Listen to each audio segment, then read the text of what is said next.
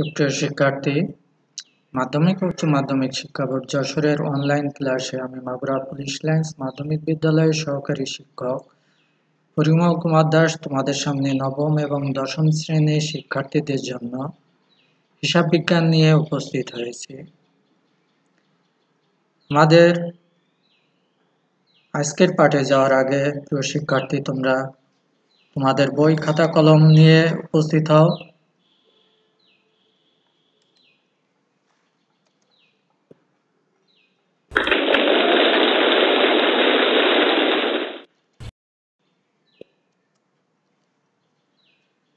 প্রিয় শিক্ষার্থী, নিশ্চয়ই ভালো আছো তোমরা? হ্যাঁ, আমিও ভালো আছি।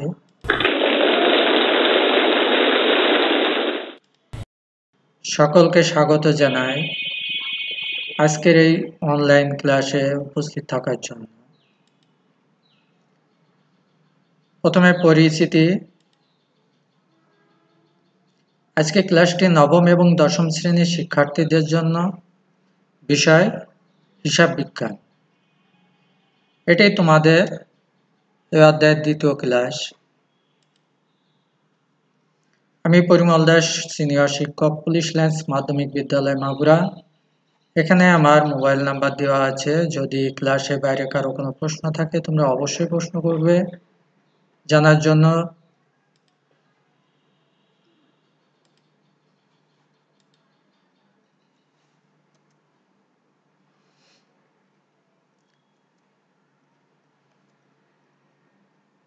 নিচের ছবিগুলো ভালো করে দেখো এবং আজকে ক্লাসে প্রবেশ করার চেষ্টা করো এবং পাঠের বিষয়টা উপস্থাপন করবে।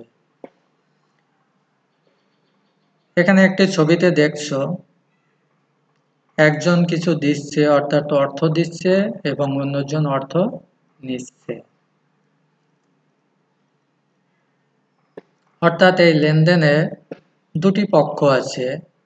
একজন প্রদানকারী, যে দিচ্ছে তাকে প্রদানকারী বলা হয়, ইংরেজিতে বলা হয় ক্রেডিটর বা ক্রেডিট। আর গ্রহণকারী অর্থাৎ যে গ্রহণ করছে সে হচ্ছে গ্রহণকারী, অর্থাৎ ডেবিটর বা ডেবিট। তাহলে এভাবে প্রতিটি লেনদেনে দুটি পক্ষ থাকে বা দুটি হিসাব থাকে। এখানে আরো একটি ছবি দেখো, একটি দোকানের ছবি। একজন বিক্রেতা আছে, কয়েকজন ক্রেতা আছে। তাহলে ক্রয় বিক্রয়ের মাধ্যমে দুটি পক্ষের সৃষ্টি হচ্ছে, একজন ক্রেতা একজন বিক্রেতা। তাদের ভিতর পণ্যের আদান প্রদান হয়, এভাবে লেনদেনের সৃষ্টি হয়। তাহলে প্রিয় শিক্ষার্থী, বলতে পারবে আজকে পাঠের বিষয় কি হবে? আজকে পাঠের বিষয় হবে জাবেদা। এটি এই অধ্যায়ে তোমাদের দ্বিতীয় ক্লাস। তাহলে আর দেরি না করে সবাই ক্লাসে উপস্থিত হও এবং বই খাতা কলম এগুলো নিয়ে তোমরা প্রস্তুত হও।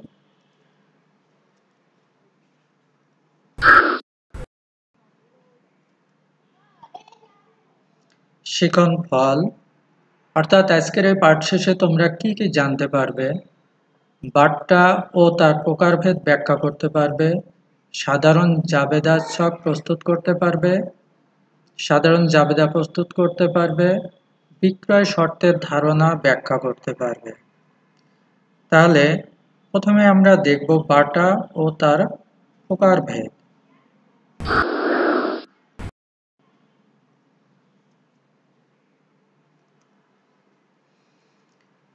বাট্টা সাধারণ অর্থে কোনো বস্তু নির্ধারিত মূল্য অপেক্ষা কম মূল্যে ক্রয় সম্ভব হলে যতটুকু মূল্য কম পরিশোধ করা হয় তাই হলো বাট্টা।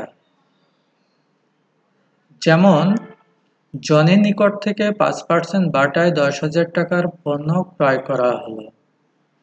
এখানে বাটার পরিমাণ হলো 500 টাকা, অর্থাৎ 10,000 টাকার উপর 5% কাটলে 500 টাকা হয়। তাহলে এখানে পণ্য ক্রয় বাবদ পরিশোধ করতে হবে। এখানে ক্রয় মূল্য ছিল 10,000 টাকা। 10,000 টাকা পণ্য 5% বাটায় ক্রয় করেছে, অর্থাৎ এই ক্রয় মূল্য থেকে বাটার পরিমাণ বাদ দিয়ে অবশিষ্ট টাকা পরিশোধ করতে হবে। তাহলে এখানে এই যে 500 টাকা, এটি হলো ক্রয় বাটা। আবার দেনা পাওনা নিষ্পত্তির ক্ষেত্রেও অনেক সময় ছাড় দেওয়া হয়, যে ছাড়কে বাটা বলে, সেই বাটাকে নগদ বাটা বলে। এখন তোমরা দেখো, এই ক্রয় বাটা বা বিক্রয় বাটা অথবা কারবারি বাটা, ক্রয় বিক্রয় বাটাকে একসাথে বলা হয় কারবারি বাটা। এই বাটা ক্রয় বা বিক্রয় মূল্য থেকে বাদ দিয়ে অবশিষ্ট টাকা পরিশোধ করতে, অর্থাৎ ক্রয় বাটা হিসাবে অন্তর্ভুক্ত করা হয় না। তাহলে নিশ্চয়ই বুঝতে পারছো যে বাটা কি, বা ক্রয় বাটা কি, বিক্রয় বাটা কি। যেহেতু একটি লেনদেনের মাধ্যমে, একটি ক্রয় বা বিক্রয়ের মাধ্যমে দুটি পক্ষ জড়িত থাকে, অর্থাৎ একজন ক্রেতা একজন বিক্রেতা। তাহলে ক্রেতা যখন পণ্য কিনছে তখন তার কাছে ক্রয়, আবার বিক্রেতা একই পণ্য বিক্রি করছে, তাই তার জন্য বিক্রয়, অর্থাৎ সে বিক্রেতা। তাহলে ক্রয় এবং বিক্রয় উভয় ক্ষেত্রে একই ছাড় থাকছে। তাহলে এই যে 5% ডিসকাউন্ট বা বাটা, এটি ক্রয় মূল্য থেকে বাদ দিয়ে হিসাবভুক্ত করা হয়। তাহলে প্রিয় শিক্ষার্থী, 10,000 টাকা পণ্য যদি 5% বাটায় তাহলে ক্রয় করা হয়, তাহলে সেক্ষেত্রে পরিশোধ করতে হবে কত? হ্যাঁ, 9,500 টাকা। তাহলে নিশ্চয় বাটা কি বা ক্রয় বিক্রয় বাটা কি বুঝতে কারো সমস্যা নাই।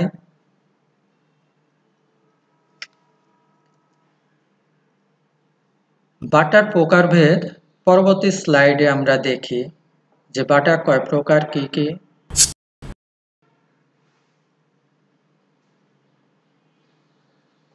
দেখো, এখানে বাটাকে প্রথমে দুটি ভাগে ভাগ করা হয়েছে, কারবারি বাটা এবং নগদ বাটা। কারবারি বাটা কি, একটু আগে তোমাদের একটি উদাহরণের সাহায্যে দেখিয়েছি, ওইখানে যে ছাড়টা ছিল সেটি হলো কারবারি বাটা।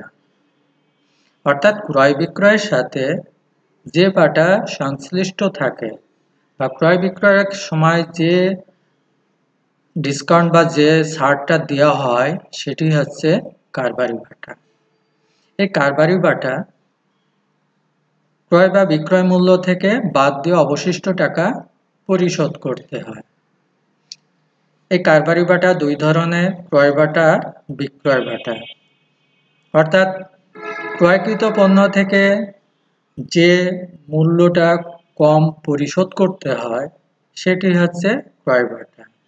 ঠিক তেমনিভাবে বিক্রয়ের সময় লিখিত মূল্য থেকে যে ছাড়টা দেওয়া হয়, সেটি হচ্ছে বিক্রয় বাটা। তাহলে এখন দেখো, এই কারবারি বাটা কি, ক্রয় বাটা কি, বিক্রয় বাটা কি, এ সম্পর্কে কারো যদি কোনো প্রশ্ন থাকে, প্রিয় শিক্ষার্থী তোমরা প্রশ্ন করতে পারো। হ্যাঁ, নিশ্চয়ই কোনো প্রশ্ন নাই।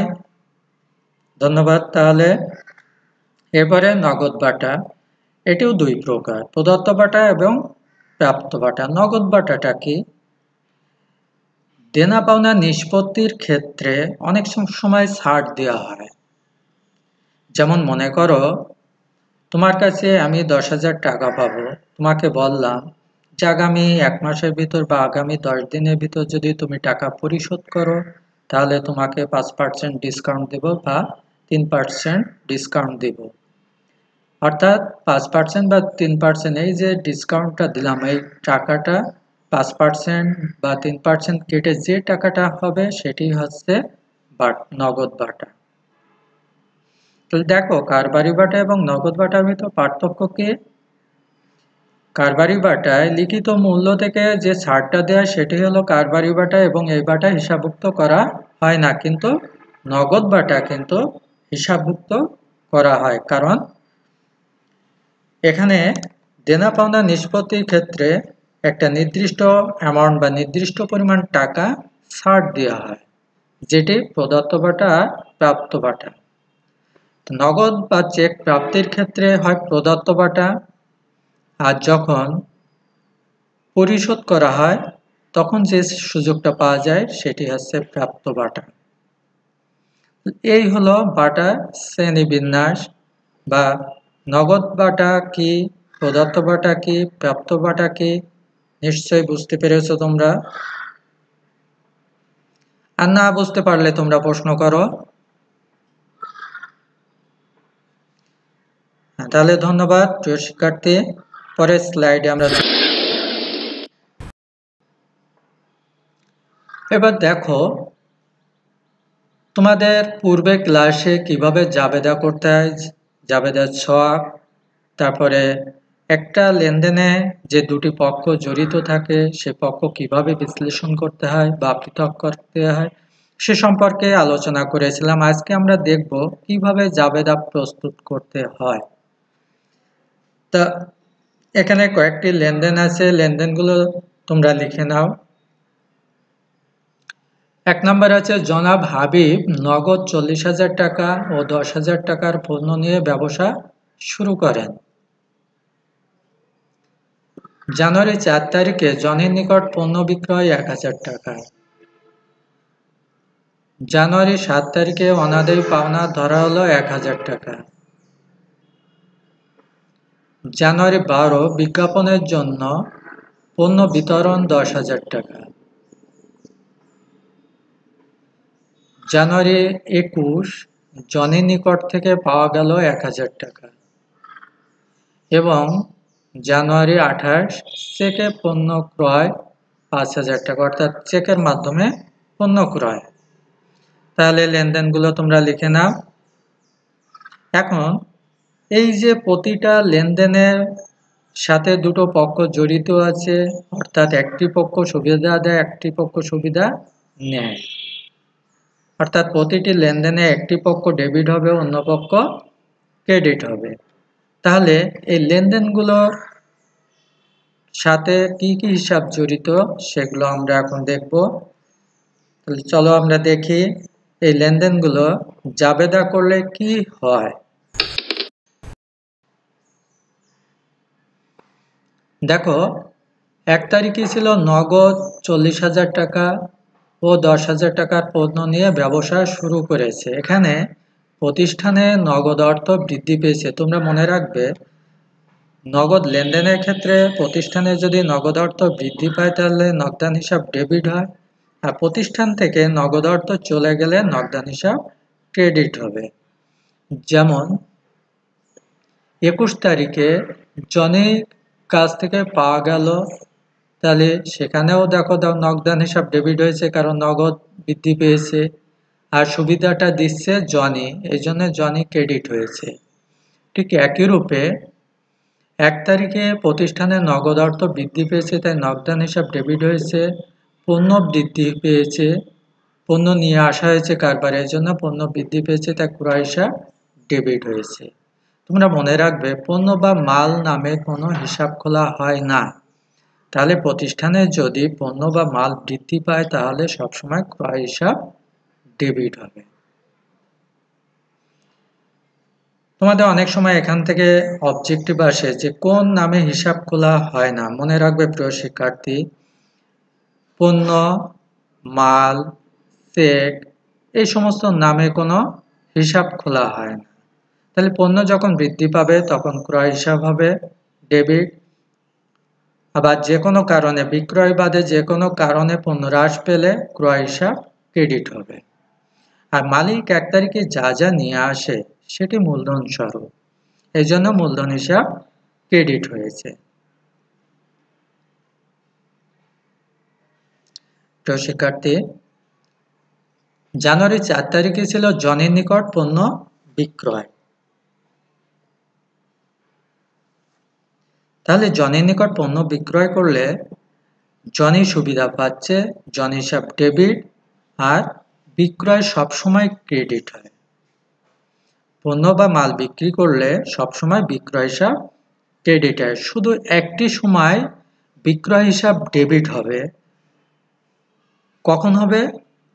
যখন মুনাফাবিহীন বিক্রয় অর্থাৎ বিনা লাভে পণ্য বিক্রয় করা হয় তখন কিন্তু বিক্রয় হিসাব ডেবিট হয় আর ক্রয় হিসাব ক্রেডিট হয়। শুধু এই একটি ক্ষেত্রে বিক্রয় হিসাব ডেবিট, তাছাড়া সব সময় পণ্য বা মাল বিক্রি করলে সেটা নগদে হোক, ধারে হোক, চেকে হোক, বিলের মাধ্যমে হোক, যেভাবেই হোক পণ্য বা মাল বিক্রি করলে বিক্রয় হিসাব ক্রেডিট হবে।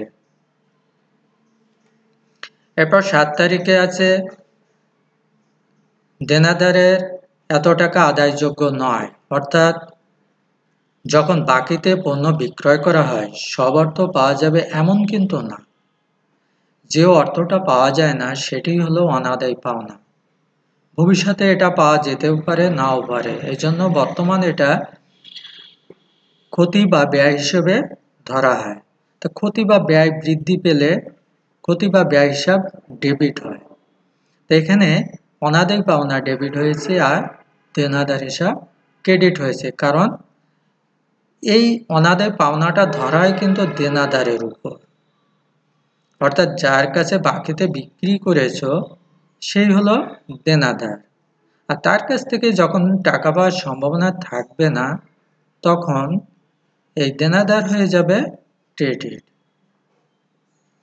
এরপর জানুয়ারি 12 তারিখে ছিল প্রচারের উদ্দেশ্যে পণ্য বিতরণ বা বিনামূল্যে পণ্য বিতরণ, একই জিনিস। তা পণ্য বিতরণ করলে পণ্য হ্রাস পেল। তোমাদের আগেই বলেছি যে পণ্য যদি প্রতিষ্ঠানে বৃদ্ধি পায় তাহলে ক্রয় হিসাব ডেবিট হবে, আবার পণ্য যদি প্রতিষ্ঠান থেকে হ্রাস পায় তাহলে ক্রয় হিসাব ক্রেডিট হবে। তাই এখানে ক্রয় হিসাব ক্রেডিট হয়েছে। আর প্রচার বাবদ এই পণ্যটা দেওয়া আছে। প্রচারটা হলো একটা ব্যয় বিজ্ঞাপন, এটা ক্রেতাদের জানানোর উদ্দেশ্যে এই পণ্যটা বিতরণ করা হয়েছে, তাই এটি একটি বিজ্ঞাপন। তা বিজ্ঞাপন যেহেতু ব্যয় সেহেতু উক্ত ব্যয় হিসাব হবে ডেবিট। জানুয়ারি 21 তারিখে ছিল জনির কাছ থেকে নগদ পাওয়া গেল। তাহলে আগেই বলেছি যে নগদ অর্থ যদি প্রতিষ্ঠানে বৃদ্ধি পায় তাহলে নগদান হিসাব ডেবিট। তাই এখানে নগদ অর্থ বৃদ্ধি পাচ্ছে তাই নগদান হিসাব ডেবিট হয়েছে। আর সুবিধা দিচ্ছে জনি, অর্থাৎ জনির কাছ থেকে টাকাটা পাওয়া যাচ্ছে তাই জনি হিসাব ক্রেডিট। 28 তারিখে লেনদেন ছিল কি বাকি চেকে পণ্য ক্রয়, অর্থাৎ চেক মারফত পণ্য ক্রয় করা হয়েছিল। তাহলে পণ্য ক্রয় করলে পণ্য বৃদ্ধি পাচ্ছে তাই ক্রয় হিসাব ডেবিট হলো, এবং ক্রয়টা হয়েছে চেকের মাধ্যমে। এই জন্য চেকটা যায় ব্যাংক থেকে টাকা কমিয়ে যায়, এই জন্য ব্যাংক হিসাব ক্রেডিট হয়েছে। প্রিয় শিক্ষার্থী, তোমরা মনে রাখবে যে চেক পাওয়া গেলে যেমন ব্যাংক হিসাব ডেবিট হয়, চেককে প্রদান করলে ব্যাংক হিসাব ক্রেডিট হয়। তোমরা জানো যে প্রথমে বলেছিলাম যে পণ্য বা মাল বা চেক নামে কোনো হিসাব খোলা হয় না, তাহলে চেকের পরিবর্তে আসবে ব্যাংক হিসাব। তাহলে প্রিয় শিক্ষার্থী দেখো এর উপর কারো কোনো প্রশ্ন আছে কিনা? হ্যাঁ, নিশ্চয়ই কোনো প্রশ্ন নাই। ধন্যবাদ। তাহলে এখন তোমাদের জন্য এখানে একটি একক কাজ নিয়ে এসেছি। প্রিয় শিক্ষার্থী, নিম্নলিখিত লেনদেনের সাহায্যে জাবেদা প্রস্তুত করো। একটু আগে যে জাবেদাটা তৈরি করলাম ঠিক একইভাবে তোমরা একটি জাবেদা তৈরি করো। লেনদেনগুলো লিখে নাও, অথবা না লিখেও জাবেদা করতে পারো, করে নাও। তারপরে আমি মিলিয়ে দিচ্ছি। জানুয়ারি 1 তারিখে জনাব হাবিব নগদ 50,000 টাকা ও 10,000 টাকার আসবাবপত্র নিয়ে ব্যবসা শুরু করেন। জানুয়ারি 5 তারিখে রূপার নিকট পণ্য বিক্রয় 4,000 টাকা। জানুয়ারি 7 তারিখে ব্যাংকে জমাদান 10,000 টাকা। জানুয়ারি 15 নিজ প্রয়োজনে নগদ উত্তোলন 5,000 টাকা। রূপার নিকট থেকে পণ্য ফেরত পাওয়া গেল 2,000 টাকা।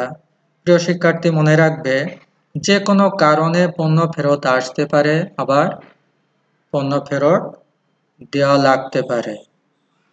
তাহলে এরূপ পণ্য ফেরত, এখানে রূপা এর আগে পণ্য কিনেছিল, অর্থাৎ রূপার কাছে বিক্রয় করা হয়েছে, যে কোনো কারণে সে ফেরত দিয়েছে। এরপর আছে চেকে পণ্য ক্রয়। তাহলে এই লেনদেনগুলোর এখন ডেবিট ক্রেডিট নির্ণয় করো, অর্থাৎ জাবেদা প্রস্তুত করো।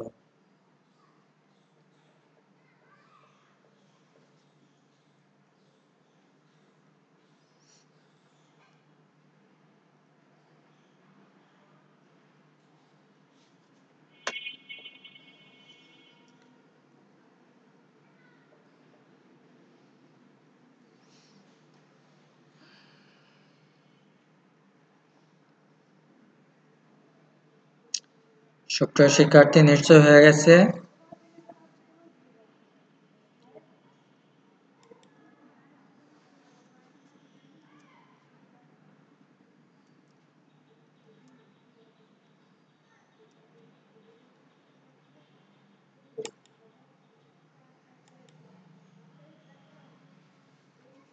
এখন মিলিয়ে নাও। দেখো, তোমরা ডেবিট ক্রেডিট যা করেছ আমিও এখানে করে রেখেছি তোমাদের মিলানোর জন্য।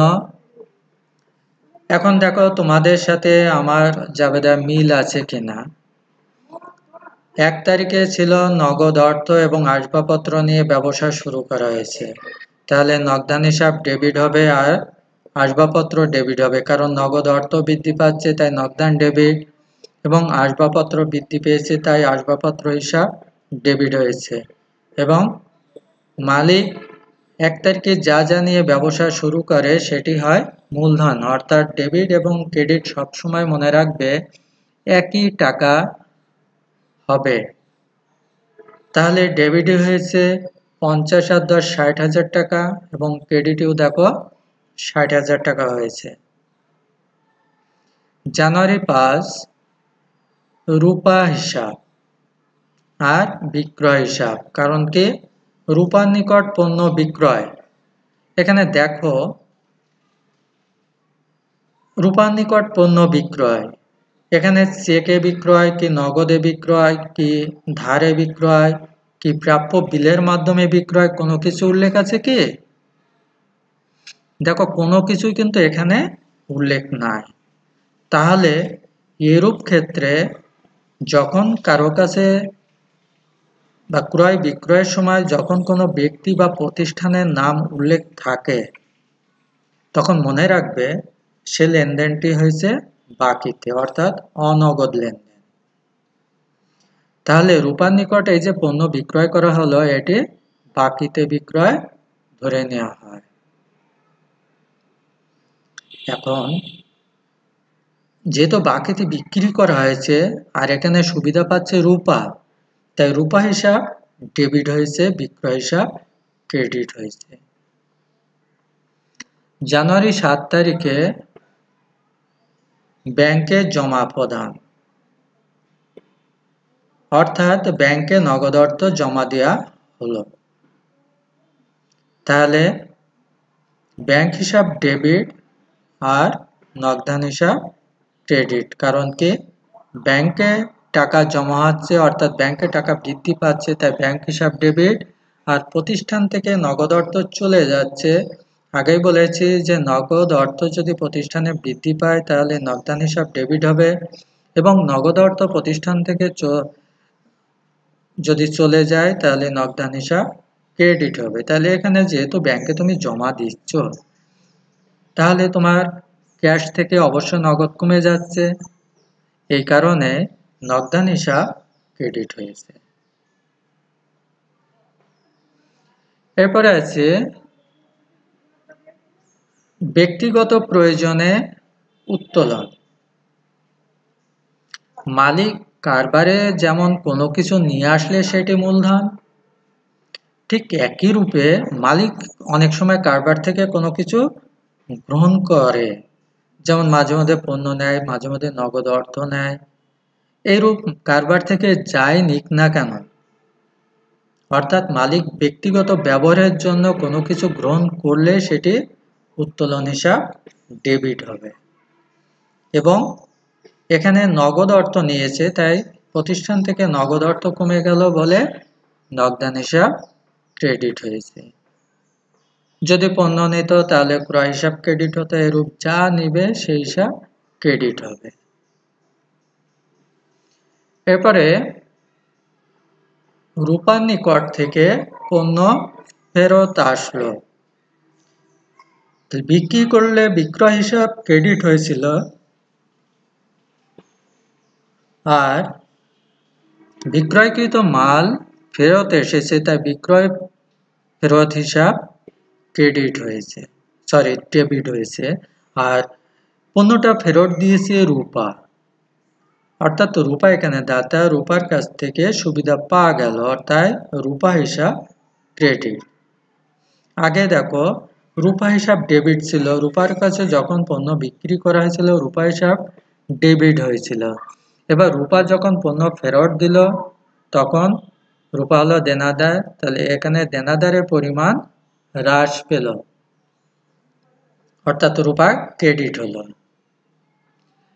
এরপরে চেকে পণ্য ক্রয়। তোমরা জানো ক্রয় করলে সবসময় ক্রয় হিসাব ডেবিট, আর চেকে যেহেতু ক্রয় করেছে তার মানে চেক কোথা থেকে যায়? হ্যাঁ, ব্যাংক থেকে, তার মানে ব্যাংকে টাকা কমে গেল, এই জন্য ব্যাংক হিসাব ক্রেডিট হয়েছে। এখন প্রিয় শিক্ষার্থী দেখো এইগুলো জাবেদা সম্পর্কে অর্থাৎ ডেবিট ক্রেডিট সম্পর্কে যদি কারো কোনো প্রশ্ন থাকে তাহলে তোমরা প্রশ্ন করো।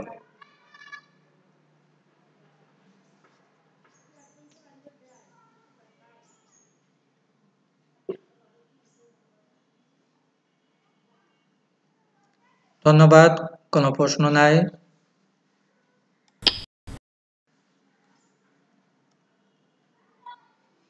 এখন দেখো বিক্রয় শর্তটা কি। তোমরা দেখবে পণ্য ক্রয় বিক্রয়ের সময় অনেক সময় বিক্রেতা কোনো শর্ত যোগ করে দেয়। সাধারণত ধারে পণ্য ক্রয় বিক্রয়ের ক্ষেত্রে এই শর্তটা দেওয়া হয়। তাহলে শর্তটা কি বলছে? যে বিক্রয় শর্ত যদি এরূপ হয় যে 3/12 নেট 30, শর্তটা এরূপ হয় 3/10 হতে পারে, 2/10 হতে পারে, বা 3/10 হতে পারে, এরূপ যাই থাকুক, এবং নেট 30। এখন এই সংখ্যাটা কম বেশি হতে পারে। যাই হোক তোমরা মনে রাখবে এই শর্তের প্রথম যে সংখ্যাটা, যেমন এখানে 3 আছে, তাহলে এই 3টা হলো ছাড় বা ডিসকাউন্ট বা বাটা, অর্থাৎ আর /12 অর্থাৎ 12 দিনের ভিতর যদি পাওনা টাকা পরিশোধ করে তাহলে 3% ডিসকাউন্ট পাবে। একটু আগে তোমরা দেখেছো যে রূপার নিকট বাকিতে পণ্য বিক্রয় করা হয়েছে। এখন রূপাকে যদি এই শর্ত দেওয়া হয় যে 3/12 নেট 30, তাহলে রূপা যদি 12 দিনের ভিতর টাকা পরিশোধ করে তাহলে সে 3% ডিসকাউন্ট পাবে। অর্থাৎ মনে করো 10,000 টাকার পণ্য বিক্রি করা হয়েছে, তাহলে 10,000 টাকা 3% হলো কত? 300 টাকা। তাহলে যদি বিক্রয়ের সময় শর্তটা দেওয়া হয় এবং ক্রেতা যদি 12 দিনের ভিতরে এই অর্থটা পরিশোধ করে তাহলে সে 300 টাকা ছাড় পাবে, অর্থাৎ তখন তাকে পরিশোধ করতে হবে কত? 9,700 টাকা। তাহলে দেখো এখানে একটি ছাড় দেওয়া আছে, অর্থাৎ 300 টাকা কম নেওয়া আছে। এই কম টাকাটা কিন্তু নগদ বাটা। একটু আগে তোমাদের নগদ বাটা কি, তারপরে প্রদত্ত বাটা কি, প্রাপ্ত বাটা কি, এগুলো তোমাদের জানিয়েছিলাম। তাহলে এটি একটি নগদ বাটা। এরপরে বলা আছে নিট 30। নিট 30 এর অর্থ হলো 30 দিনের ভিতর টাকা তাকে অবশ্য পরিশোধ করতে হবে। অর্থাৎ সে যদি 12 দিনের ভিতর টাকা পরিশোধ করতে ব্যর্থ হয়, তাহলে তখন 30 দিনের ভিতর তাকে সম্পূর্ণ টাকা পরিশোধ করতে হবে। সেক্ষেত্রে কিন্তু এই ছাড়টা আর পাবে না। তাহলে কি দাঁড়ালো, যে পাওনাদার যখন টাকা পরিশোধ করবে তখন এই যে 3% ছাড় পেত, এই সুবিধাটা নিতে গেলে তাকে অবশ্য 12 দিনের ভিতর টাকা পরিশোধ করতে হবে। আর 12 দিনের ভিতর যদি টাকা পরিশোধে ব্যর্থ হয়, তাহলে যখন সে 30 দিনের ভিতর বাকি টাকা পরিশোধ, মানে পুরো টাকাটাই তখন তাকে পরিশোধ করতে হবে। অর্থাৎ এক্ষেত্রে সে আর এই 3% ডিসকাউন্ট পাবে না। দেখো এর দ্বারা বোঝায় ক্রেতা পণ্যের মূল্য 12 দিনের মধ্যে পরিশোধ করলে 3% নগদ বাটা পাবে। আর 12 দিনের মধ্যে টাকা পরিশোধ করতে ব্যর্থ হলে সম্পূর্ণ টাকা অবশ্যই 30 দিনের মধ্যে পরিশোধ করতে হবে। তাহলে প্রিয় শিক্ষার্থী, এখন দেখো এই বিক্রয় শর্ত বুঝতে সমস্যা কি না। তোমাদের কিন্তু এই বিক্রয় শর্ত দিয়ে অবজেক্টিভ প্রশ্ন থাকে, যে 3/12 বা 3/10 নিট 30, এখানে 12 কি অর্থে বোঝা হয়েছে, বা 3 কি অর্থে বোঝানো হয়েছে, বা 30 কি অর্থে বোঝানো হয়েছে, বা এর অর্থ কোনটার অর্থ কি, এরূপ প্রশ্ন তোমাদের কিন্তু থাকতে পারে। তাহলে এর উপর যদি কারো কোনো প্রশ্ন থাকে এখনো তোমরা প্রশ্ন করতে পারো, কারণ আমরা ক্লাসে প্রায় শেষের দিকে চলে এসেছি।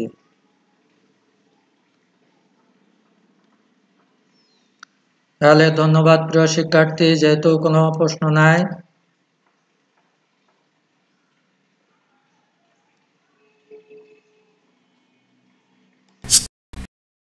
এখন দেখো তোমাদের জন্য একটা বাড়ির কাজ নিয়ে এসেছি। 2018 সালের জুন মাসে অর্পিতা এন্টারপ্রাইজ নিম্নলিখিত লেনদেনগুলো সংগঠিত হয়। কি কি লেনদেন সংগঠিত হয় দেখো, তোমরা প্রশ্নটা উঠিয়ে নাও। এখানে বলা হচ্ছে যে ব্যবসায় বিনিয়োগ 2,30,000 টাকা, জুন 4 তারিখে ব্যবসায়ের জন্য একটি মেশিন ক্রয় 1 লক্ষ টাকা, জুন 7 তারিখে অগ্রিম বীমা প্রদান 2,300 টাকা, জুন 10 তারিখে শিক্ষানবিশ ইসলামী প্রাপ্তি 4,000 টাকা, জুন 13 ক্রয়কৃত মেশিনটির সংস্থাপন ব্যয় 3,000 টাকা, জুন 18 ধারে বিক্রয় 2,500 টাকা, জুন 23 সম্পত্তির অবচয় 2,000 টাকা, জুন 30 মালিক কারবার থেকে এত টাকা নিয়ে 2,000 টাকা নিয়ে স্ত্রীর জন্য একখানা শাড়ি ক্রয় করলেন। এই ছিল তোমাদের বাড়ির কাজ। এই লেনদেনগুলোর সাহায্যে কি করবে, তোমরা ডেবিট ক্রেডিট নির্ণয় করবে বা জাবেদা প্রস্তুত করে নিয়ে আসবে। বুঝতে পেরেছো প্রিয় শিক্ষার্থী? হ্যাঁ, তাহলে তোমরা নিশ্চয়ই প্রশ্নটা উঠিয়ে নিয়েছো।